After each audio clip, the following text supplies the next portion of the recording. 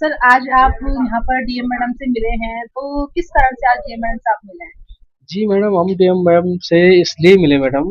जिस दिन हमारे लड़के की मृत्यु हुई थी, उस दिन हमने वहाँ थाने में जाकर संयुक्त परिवार की उनके उन्होंने मेरे बेटे को मारा था।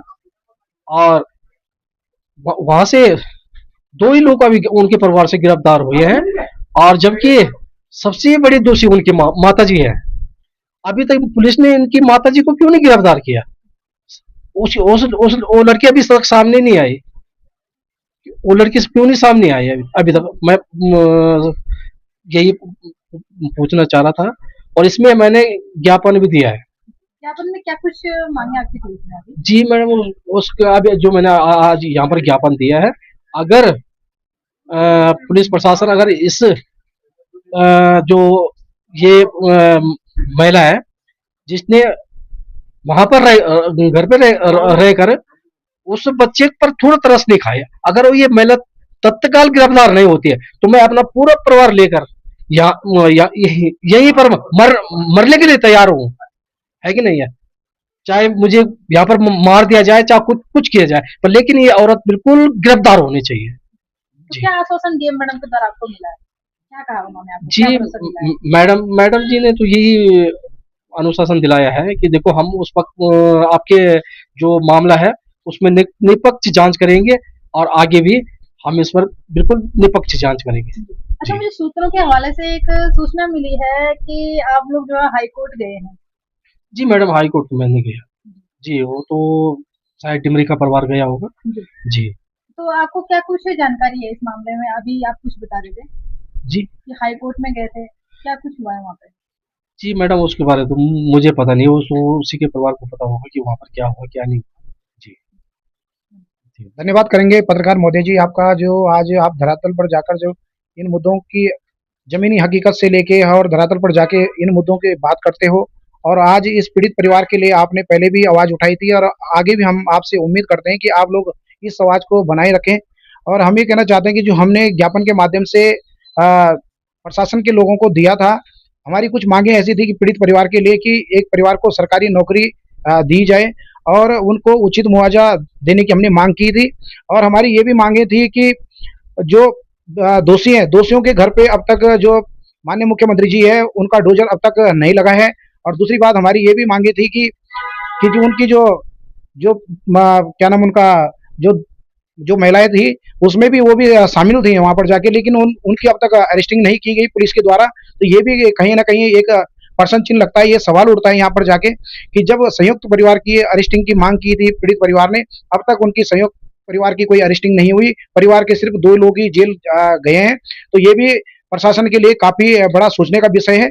और आज जो डे मैडम ने आज आश्वासन दिया है, तो उस आश्वासन से पीड़ित परिवार संतुष्ट भी है। वो कह रहे हैं कि निष्पक्ष जांच हो रही है, तो हम मैडम का भी धन्यवाद करना चाहेंगे इस मीडिया के माध्यम से। और हमारी कुछ मांगे ये भी थी कि अब तक पीड़ित परिवार दर दर की ठोकरें खा रहा है, अब तक उन लोगों को जेल की सलाखों में नहीं है, और उस प्रकार से उन लोगों के ऊपर जो प्रेशर बनाया जा रहा, परिवार अभी भी अपने आप को सुरक्षित महसूस नहीं कर पा रहा है। तो ये कहीं ना कहीं प्रशासन के लिए भी सवाल है। तो हम ये चाहते हैं कि प्रशासन इस पे संज्ञान ले। नहीं तो पीड़ित परिवार का कहना यह है कि मैं यहाँ पर जाके अपने परिवार को लेकर यहाँ पर धरने पे बैठूंगा, चाहे निष्कालीन धरना मेरे को देना पड़े यहाँ पर जाके। तो प्रशासन के लिए उन्होंने ये भी खुली चुनौती ज्ञापन के माध्यम से दे दी है। तो अब हम भीम आर्मी जय भीम संगठन पहले भी मजबूती से कंधा मिला के पीड़ित परिवार के साथ था, और आगे भी भीम आर्मी जय भीम संगठन पीड़ित परिवार के साथ कंधा से कंधा मिला के खड़ा है। और इस अब ये उग्र आंदोलन की हम लोग अब आगे तैयारी करेंगे। जो हमारे माननीय राष्ट्रीय अध्यक्ष जी हैं मंजीत सिंह नौटियाल जी, उनके आदेश अनुसार हम इस मामले को काफी गंभीरता से लेंगे, और पीड़ित परिवार को न्याय दिलाने के लिए धरातल पर उतरने का काम करेंगे। धन्यवाद। सर आपके ऊपर क्या कोई समझौते का प्रेशर अभी तक बनाया गया है किसी के माध्यम से? नहीं मैडम, ऐसा तो कुछ नहीं है।